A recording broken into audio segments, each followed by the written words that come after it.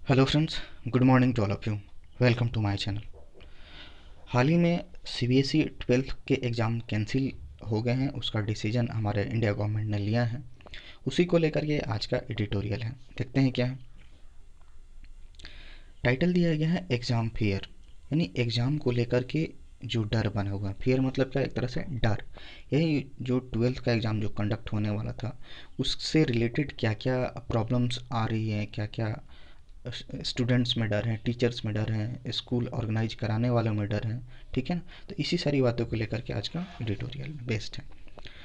The CBSE class 12 exam has been cancelled but the centre must act to secure education. हालांकि ये जो CBSE का जो 12वीं की जो एग्ज़ाम है वो क्या हो गया है, कैंसिल हो गया है। लेकिन ये जो सेंटर, जो केंद्र सरकार है, उसको क्या करना चाहिए, must act to secure education. कुछ ऐसा काम करना चाहिए जिसकी वजह से एजुकेशन क्या हो सके, सुरक्षित रह सके। ओवरऑल सीबीएसई का एग्ज़ाम कैंसिल हो गया है, लेकिन केंद्र सरकार को क्या करना चाहिए, एजुकेशन को बचाने के लिए कुछ ज़रूरी काम करने चाहिए। अब प्लीज़ मेरे इस चैनल को सब्सक्राइब कीजिए, आगे मूव करते हैं। कि several anxiety faced by students, parents and schools have been calmed by the decision to cancel the Central Board of Secondary Education Class 12 examination following a review by the center। करें कि several anxiety मतलब बहुत सारी, एक तरह से तनाव बोल सकते हैं, फेस्ड बाई स्टूडेंट्स के द्वारा, पेरेंट्स के द्वारा, स्कूल्स के द्वारा बहुत सारे तनाव को झेलना पड़ा, फेस करना पड़ा, जो कि अब क्या हो गया, हैव बीन काम, जो कि अब क्या हो गया, शांत हो गया है पूरी तरह से। एक तरह से बोल सकते हैं उसका एक समाधान निकल गया है। By the decision two by the decision to cancel CBSE class 12 exam. अब हमारी सरकार ने क्या बोल दिया है कि जो 12वीं की क्लास है, सीबीएसई 12वीं की जो एग्जामिनेशन है उसको कैंसिल कर दिया गया है। इसके वजह से जो भी स्टूडेंट्स में तनाव था, पेरेंट्स में तनाव था, स्कूल्स ऑर्गेनाइजर्स वालों में तनाव था, अब वो क्या हो गया, शांत हो गया है।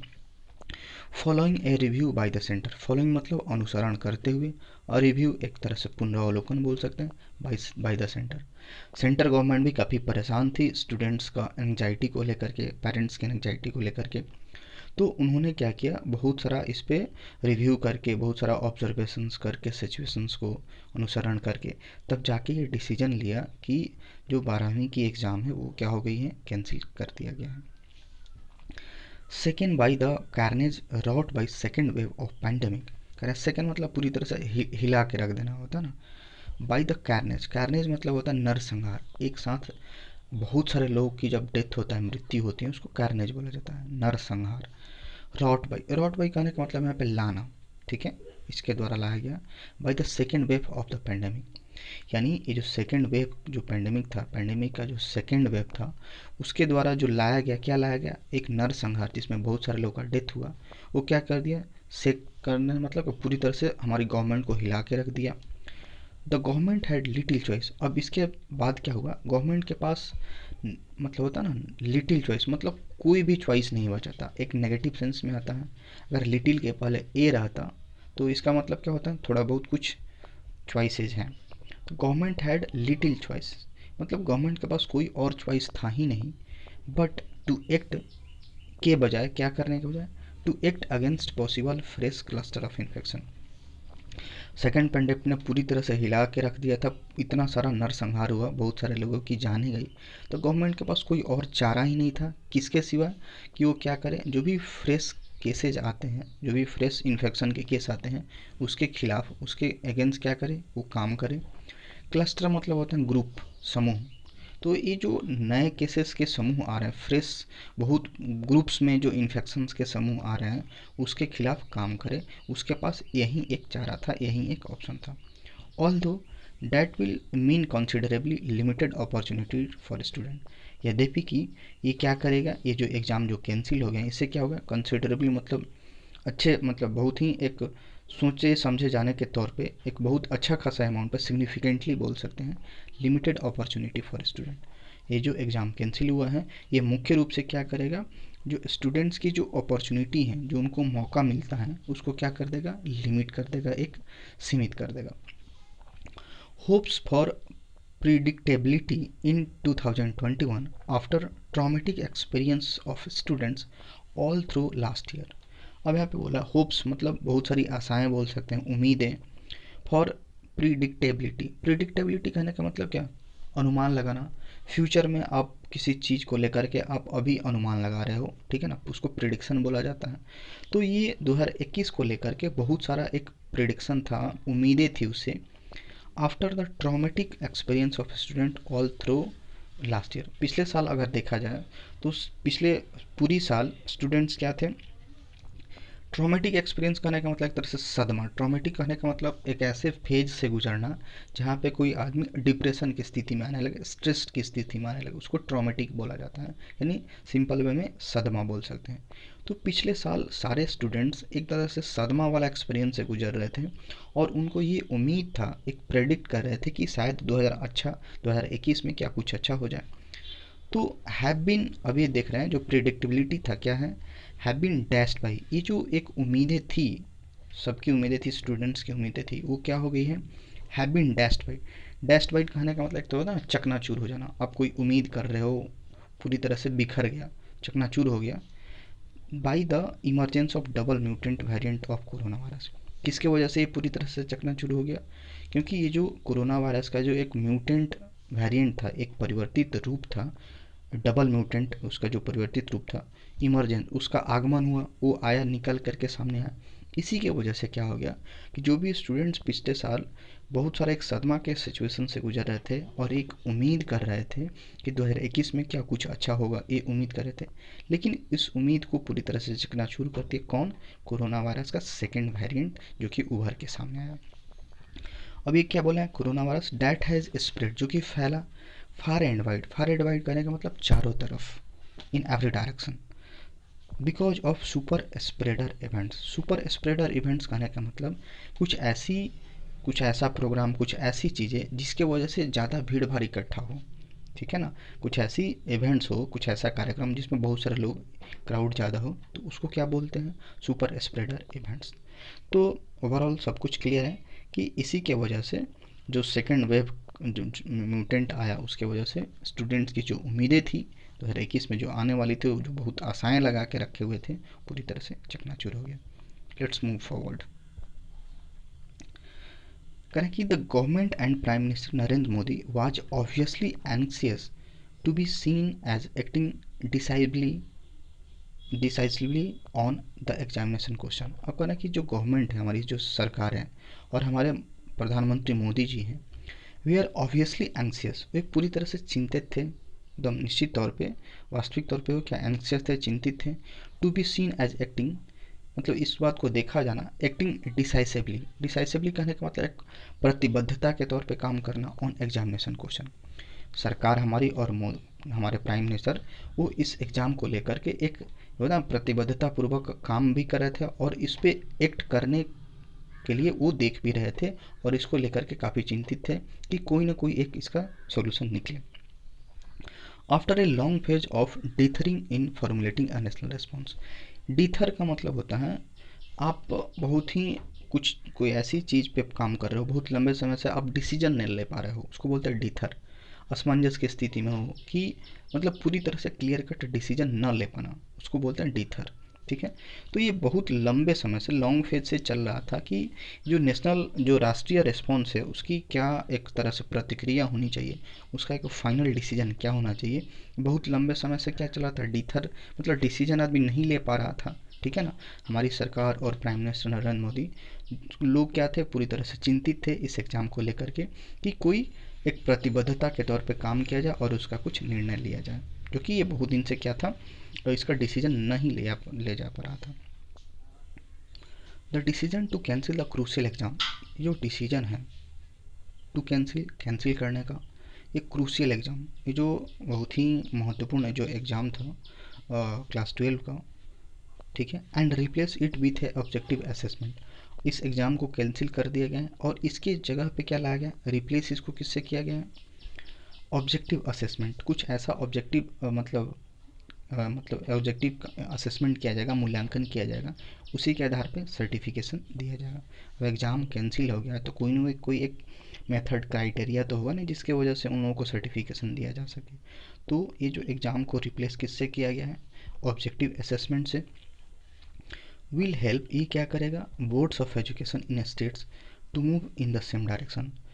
इसके वजह से जो सीबीएसई ने एक लिया है, एक डिसीजन लिया है कि एग्ज़ाम कैंसिल हो जाए और उसको ऑब्जेक्टिव असेसमेंट के आधार पे उन लोगों को सर्टिफिकेट दिया जाए।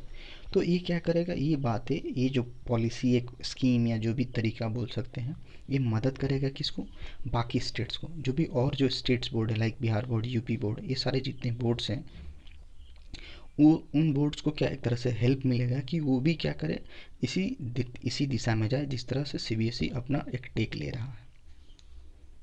आगे मूव करते हैं। करें कि some pointers to an assessment scheme can be found in CBSE submission to Supreme Court last year.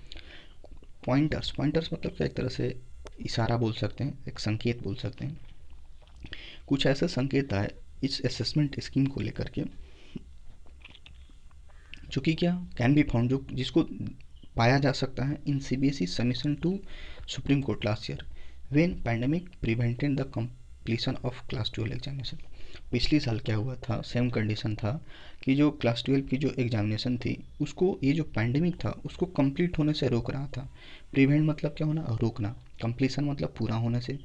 जो क्लास 12 की जो एग्जामिनेशन था उसको पूरा होने से जो पेंडेमिक आ गया था जिसकी वजह से बाधा आ रही थी, रुकावट आ रही थी। तो इस बात को लेकर के सीबीएसई ने क्या किया था, सुप्रीम कोर्ट के से ये बात कही थी, ये असेसमेंट स्कीम वाली। ठीक है, तो अगर एग्ज़ाम्स कंडक्ट ही नहीं हो पाएंगे, एग्ज़ाम होंगे नहीं, तो कोई एक अदर ऑल्टरनेटिव मेथड होना चाहिए जिसकी वजह से बच्चों का असेसमेंट हो सके और उनको एक रिजल्ट्स दिया जा सके, उनको एक सर्टिफिकेट दिया जा सके। तो ये जो पॉइंटर्स हैं ये हम लोग लास्ट ईयर से ही देख सकते हैं, ऐसा सीबीएसई ने सुप्रीम कोर्ट से अपील की थी। For students who could not take the examination, अब वैसे स्टूडेंट जो कि एग्जामिनेशन नहीं दे सके थे एज इन दिल्ली, जैसा कि दिल्ली में बहुत देखने को मिला था, the internal practical and project assessment was proposed as proxy to arrive at results. अब क्या हो गया, मान लेते हैं कि बहुत सारे ऐसे स्टूडेंट थे जो कि एग्ज़ाम नहीं दे पाए थे, हो सकता है उनको कोविड हो गया हो या बहुत सारी फैमिली इशूज की वजह से, ठीक है, तो नहीं दे पाए हो, जैसा कि दिल्ली में देखा गया। अब इसको किस आधार पर लिया जा रहा है, इंटरनल, जैसे स्कूल में क्या होता है, हम लोग के स्कूल में इंटरनल एग्जाम्स होते हैं, प्रैक्टिकल्स होती हैं, प्रोजेक्ट्स, बहुत सारे प्रोजेक्ट का असेसमेंट बनाना पड़ता है, तो उसको क्या माना जाए, उसको एक प्रपोज कर लिया जाए एज ए प्रॉक्सी।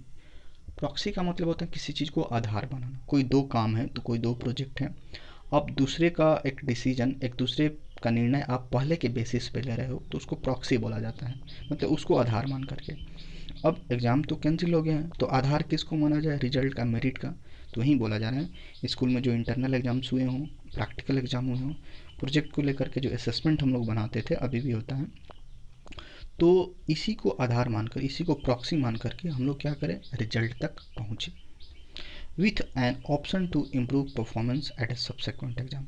और इसके साथ साथ क्या होना चाहिए, एक ऐसा ऑप्शन भी होना चाहिए टू इम्प्रूव परफॉर्मेंस, जिसके वजह से परफॉर्मेंस इम्प्रूव हो सके एट ए सब्सेक्वेंट एग्जाम। सब्सेक्वेंट मतलब क्या, आगे आने वाले, बाद में, इसके बाद जो भी कोई भी एग्ज़ाम है, तो ऐसा ऑप्शन होना चाहिए कि हाँ ठीक है, आपका परफॉर्मेंस ठीक नहीं था तो अगले एग्ज़ाम्स में आप क्या कर सको, वैसा इम्प्रूव करने का उनको चांस दिया जाए, एक ऑप्शन दिया जाए।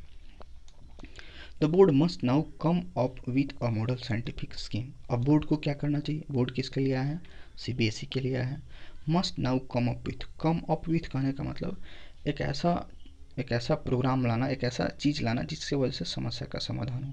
ठीक है, तो एक ऐसी चीज़ के साथ आना as a model scientific scheme, मतलब सीबीएसई को क्या ना, एक ऐसा चूज स्कीम लाना चाहिए जिसमें कुछ साइंटिफिक भी हो, उसमें बहुत सारा एक बेनिफिट्स हो स्टूडेंट्स को लेकर के और सारे सर्कमस्टांसेज को देख करके। आगे मूव करते हैं कि the decision to cancel the examination in 2021 may have resolve a prickly issue. करें कि जो डिसीजन लिया गया है 2021 के एग्ज़ाम को कैंसिल करने का, may have resolve, may have plus V3, अगर इस तरह का फॉर्मेट आता है इसका मतलब क्या होता है, पास्ट में पॉसिबिलिटी, कि ऐसा हुआ होगा, ऐसा हो सकता था, इस तरह की पॉसिबिलिटी होती है, पास्ट में हम लोग पॉसिबिलिटी को दर्शाते हैं। तो मे हैव रिजॉल्व, ऐसा हो सकता है कि इसकी वजह से रिजॉल्व हो गया हो। अब प्रिकली इशू, प्रिकली इशू कहने का मतलब जो चुभता हुआ इशू हो, जो बहुत दिन से, एक तरह से बहुत ही गंभीर मुद्दा बोल सकते हैं, जो बहुत लंबे समय से चलता आ रहा हो, चुभता हुआ इशू मुद्दा, ठीक है। तो ये जो जो केंद्र सरकार का जो डिसीजन है 2021 के एग्ज़ाम को कैंसिल करने का, ठीक है, हो सकता है कि ये जो प्रिकली इशू था, ये जो गंभीर मुद्दा था, ठीक है, वो क्या हो गया हो, रिजॉल्व हो गया हो। But the question of national entrance examination, अब सवाल ये उठता है कि जो हमारे नेशनल लेवल के एंट्रेंस एग्ज़ाम होते हैं, लाइक नीट का एग्ज़ाम, जो मेडिकल एग्ज़ाम होते हैं, जेईई जो इंजीनियरिंग का होता है, आईआईटी का एग्ज़ाम्स होते हैं, तो इसके बारे में भी सवाल उठाना चाहिए। Need to be address, address कहने का मतलब क्या, समाधान पाना। एड्रेस का बहुत सारा मतलब होता है। एड्रेस का मतलब क्या हो गया, आप एक पब्लिकली को एक स्पीच दिया जा रहा है तो एड्रेस करना होता है, संबोधित करना जिसको बोलते हैं। एड्रेस मतलब यहाँ पे क्या सेंस आ रहा है, इस प्रॉब्लम का समाधान ढूंढना, नीड टू बी एड्रेस, यानी जो प्रॉब्लम आ रहा है एंट्रेंस एग्जाम को लेकर के, नीट और जेईई को लेकर के, इस समस्या का भी को भी एड्रेस करने की ज़रूरत है, उसको समाधान करने की ज़रूरत है। इम्पोर्टेंटली और मुख्य रूप से क्या देख सकते हैं, the centre must recognise that major factors such as non availability of enough vaccine doses, absence of a systematic vaccine coverage plan, and poor understanding of where virus mutants are spreading contributed to the second wave and may in fact cause a third।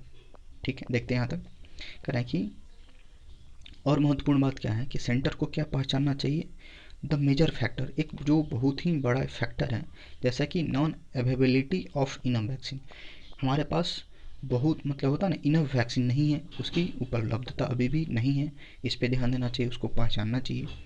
Absence of systematic vaccine coverage, हमारे पास जो systematic vaccine coverage का जो plan है, एक सिलसिलेवार ढंग से, एक सिस्टमेटिक तरीका से किस किस की वो कवर किया जाए, इसका भी हमारे पास क्या है, अभाव है, एब्सेंस है। एंड पुअर अंडरस्टैंडिंग, और अच्छी समझ नहीं है, बहुत ही घटिया बोल सकते हैं, बहुत ही ख़राब समझ है, of where virus mutant are spreading, जहाँ पे ये हम लोग का जो वायरस का जो परिवर्तित रूप स्प्रेड कर रहा है, बहुत फैल रहा है, इसकी पूरी तरह से अच्छी समझ भी नहीं है। कंट्रीब्यूटेड टू द सेकंड, और इन्हीं सारी बातों को लेकर के ये सेकेंड वेव को कंट्रीब्यूट करते हैं, अपना हिस्सा देते हैं, कंट्रीब्यूशन देते हैं। और हो सकता है कि इसी सब वजह से तीसरा तीसरा जो एक वेव है, थर्ड वेव है, वो भी आ सके। तो इन सारी बातों को लेकर के भारत सरकार को क्या करना चाहिए, इन सारी जो प्रॉब्लम्स बताए गए हैं उसको क्या रिकग्नाइज करना चाहिए, उनकी पहचान करनी चाहिए। फॉर इंस्टेंस, एग्जाम्पल के तौर पे, there is better comprehension in Britain. Comprehension मतलब क्या होता है, समझ, यानी एग्जाम्पल के तौर पे अब यहाँ पे कंपेरिजन कर रहा है इंडिया का ब्रिटेन से। एग्जाम्पल के तौर पर देयर इज बेटर कॉम्प्रिहेंशन, वहाँ पे बेहतर समझ है, इन ब्रिटेन, ब्रिटेन की बात कर रहे हैं, ऑफ वेयर, जहाँ पे variant of concern initially isolated from India, वहाँ पे वायरस को लेकर के जो वेरिएंट ऑफ कंसर्न, जो बहुत जब भी गंभीर स्थिति में हो जाता है तो वेरिएंट ऑफ कंसर्न बोलते हैं। तो वहाँ पे शुरू शुरू में क्या था, जो इंडिया में जो वेरिएंट था इससे क्या थोड़ा सा अलग था, आइसोलेटेड था, जो कि फैल रहा है, इज स्प्रेडिंग इनडायरेक्टली फैल रहा है वहाँ पे, because it has a robust genome sequencing programme. यहाँ पे बोल रहा है कि लंदन, ब्रिटेन में क्या है, वेरिएंट ऑफ कंसर्न को लेकर के काफ़ी अच्छा समझ है, इसलिए वो क्या है, क्यों, क्योंकि it has a robust, robust मतलब क्या होता है, काफ़ी स्ट्रॉन्ग, मजबूत, जीनोम सेक्वेंसिंग प्रोग्राम, क्योंकि वहाँ पे ब्रिटेन में जीनोम क्या होता है, कोई भी एक नया परिवर्तित रूप वायरस आया तो उसका, उसके बारे में पूरा डिटेल्स जाना, उसका स्ट्रक्चर कैसा है, कैसे कैसे फैल रहा है, किस कंडीशंस में फैल रहा है, तो इन सारी बातों का जो एक साइंटिफिक टर्म है, उनके पास जो टेक्नोलॉजी प्रोग्राम है काफ़ी मजबूत है, इसलिए वहाँ पे उनकी समझ ज़्यादा है। आगे मूव करते हैं। सच शार्प इंसाइट, ये जो कुछ ऐसी जो तीव्र, एक तरह से बोल सकते हैं अंतर्दृष्टि, इंसाइट मतलब अंतर्दृष्टि, समझ जिसको बोलते हैं, together with availability of free and wide spread testing, इसकी जो एक इंसाइट है, किसके साथ साथ कि फ्री अवेलेबिलिटी हो, उपलब्धता हो, मुफ्त में सबको मिले, वाइड स्प्रेड टेस्टिंग हो, बहुत बड़े लेवल पे हर जगह टेस्टिंग हो, ये क्या है, काफ़ी महत्वपूर्ण है, क्रूशियल है, to stop wave of infection, कि जो इन्फेक्शन का जो वेव है उसको रोकने के लिए ये काफ़ी महत्वपूर्ण है कि सबको फ्री में वैक्सीन अवेलेबल हो और बहुत ज़्यादा मात्रा में क्या टेस्टिंग हो। टेट 310 जो कि क्या 310 मतलब एक तरह से डराना, डराता है। टू होबल द कंट्री, होबल मतलब क्या होता है, एक बाधा बनना, रुकावट बनना, होबल द कंट्री। अब ये जो इन्फेक्शन है, पेंडेमिक है, एक तरह से डरा ही बना हुआ है ना, और ये क्या कर रहा है, हमारी कंट्री के डेवलपमेंट में बाधा बन रहा है। द प्लाइट, प्लाइट मतलब होता है दुर्दशा, खराब कंडीशंस, ठीक है। प्लाइट ऑफ स्टूडेंट्स, जो स्टूडेंट की जो दुर्दशा है, विच इज इंगेजिंग गवर्नमेंट। अब इसके वजह से स्टूडेंट्स काफ़ी परेशान है, काफ़ी दुर्दशा की हालत में है, तो उसके वजह से इन्हीं की प्रॉब्लम से लेकर के सरकार भी क्या है, इस बात को लेकर इंगेज में है, इसी मैटर को लेकर के इसमें वो इंगेज है। Has to become a top priority, और इसको क्या दिया गया है, इसको क्या बन गया है, एक टॉप प्रायोरिटी पे रखा गया है, क्योंकि स्टूडेंट्स हैं वो काफ़ी स्ट्रेस पोजीशन में, डिप्रेस पोजीशन में, काफ़ी उनका हालत ख़राब है, तो इसके वजह से सरकार भी इनके मैटर में काफ़ी इंगेज है और इसको प्रायोरिटी पे ले ली है, मतलब बन गया टॉप प्रायोरिटी पे ये जो प्रॉब्लम है। सिंगापुर है just approved mRNA vaccine coverage for children 12 years and older. Singapore में क्या हुआ, उसने अप्रूव कर दिया है, वहाँ की कोई वैक्सीन है 12 साल और उसके ऊपर के बच्चों के लिए अप्रूव कर दिया कि हाँ इनको दिया जाना चाहिए। जस्ट एड यूएसए, यूएस की बात करें तो वहाँ की जो एक रेगुलेटर है एफडीए, जो सारे मेडिकल डिपार्टमेंट्स, हेल्थ डिपार्टमेंट को रेगुलेट करती है, उन्होंने भी क्या अप्रूव कर दिया है, 12 से 15 साल के बच्चों को भी वो अप्रूव कर दिए वैक्सीनेशन के लिए। Britain has thought of 100 extra classes tuition hour for schools from 2022। कह रहा है कि 2022 से ब्रिटेन ने क्या सोचा है कि 100 एक्स्ट्रा ट्यूशन आवर दिया जाए स्कूल्स के लिए, ये 2022 से ब्रिटेन ने सोचा है। There cannot be an interminable wait for vaccine to trickle down to all. कह रहा है कि देयर कैनट बी, ऐसा नहीं हो सकता है, इंटरमिनेबल कहने का मतलब जो कभी ख़त्म ना हो, बहुत लंबे समय से चला रहा और जो कभी ख़त्म ना हो। वेट मतलब क्या, प्रतीक्षा, फॉर वैक्सीन, वैक्सीन के लिए। To trickle down, trickle down का मतलब होता है हर, जैसे मान लेते हैं कि कोई एक स्कीम आया, बहुत बड़े लेवल पे आया, और क्या होगा, धीरे धीरे गरीब, मतलब उसके निचले वाले स्टेट में आएगा, फिर धीरे धीरे गरीबों तक पहुंचेगा, मतलब ओवरऑल सबके पास पहुंच जाना, ठीक है ना। हमारे इंडिया में क्या था, सबसे पहले सीनियर सिटीजन को दिया गया, फिर 40+ वाले को, फिर धीरे धीरे करके ये पूरी, मतलब हम लोग अभी 18+ वाले को भी एक्टिव किया गया है। तो ट्रिकल डाउन करने का मतलब एक ऐसा चीज़ जो हर जगह फैल जाए। तो ही बोलना है कि अब ये जो इतना लंबा समय से जो वेट किया जा रहा था, जो कि अब कभी ख़त्म नहीं होगा वैक्सीन के लिए, टू ट्रिकल डाउन मतलब सबको पहुंचने में, ट्रिकल डाउन सब्जेक्ट सबको पहुंचने में, ये जो वैक्सीन का इतना अब वेट नहीं किया जा सकता है। इतना बहुत लंबे समय से जो वेट किया जा रहा था कि अब वैक्सीन मिलेगा, अब मिलेगा छोटे बच्चों को, चाहे जो भी, कि अब इसको ज़्यादा वेट नहीं किया जा सकता है। बहुत लंबे समय से जो वेट किया जा रहा था, इसको अब वेट नहीं किया जा सकता है। तो सेंटर मस्ट रेस्पॉन्सिबिलिटी, सेंटर को एक रेस्पॉन्सिबिलिटी लेनी चाहिए टू प्रोवाइड, प्रोवाइड कराने के लिए, देम टू एवरीवन, यानी वैक्सीनेशन को प्रोवाइड हर लोगों तक पहुँचे, इसकी रेस्पॉन्सिबिलिटी, जिम्मेदारी केंद्र सरकार को लेनी चाहिए, इंक्लूडिंग स्टूडेंट्स। और इसके साथ साथ में स्टूडेंट्स की को भी वैक्सीनेशन प्रोवाइड हो, उनको भी अच्छा बेहतर एक हेल्थ सेक्टर का सारा चीज़ मिले, इन सारी बातों को लेकर के केंद्र सरकार को जिम्मेदारी लेनी चाहिए। That's all for today. Thanks for watching this video.